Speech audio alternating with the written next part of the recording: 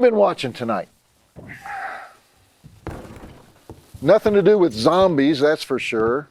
You know, it's a love letter to filmmaking and filmmakers, and especially low-budget filmmakers. And it's about how even the corniest, underfunded concept requires a miracle of teamwork to pull off.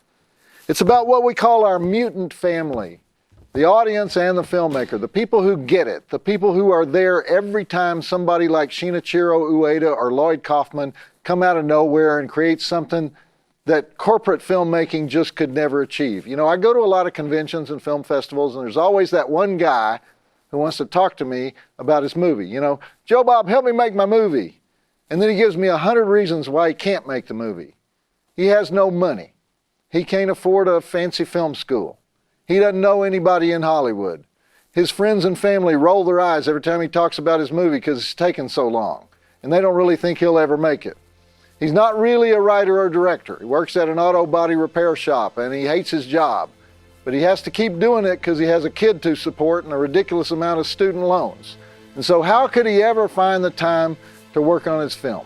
So One Cut of the Dead gives me a chance to say to every aspiring filmmaker who watches this show, because that's what they call themselves, aspiring filmmakers when they talk to me, I'm going to say right now what I say to every one of them. Here's how to make your movie. First of all, stop being an aspiring filmmaker. Never again use the word aspiring. When you wake up tomorrow morning and every day after that, you're a director.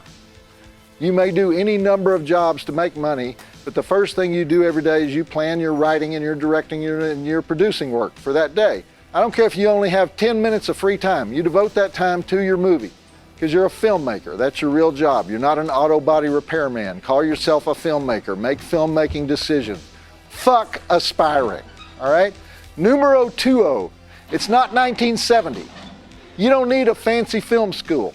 Anything you don't know, it's on the internet or at the library. Anything.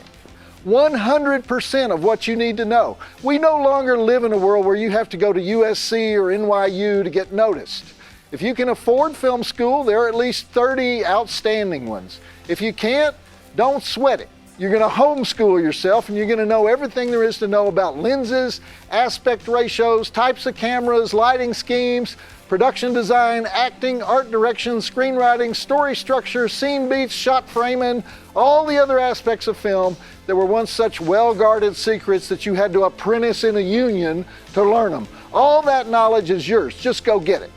There's no excuse for you knowing less about filmmaking than Quentin Tarantino or John Carpenter or Martin Scorsese. 3, there is no Hollywood.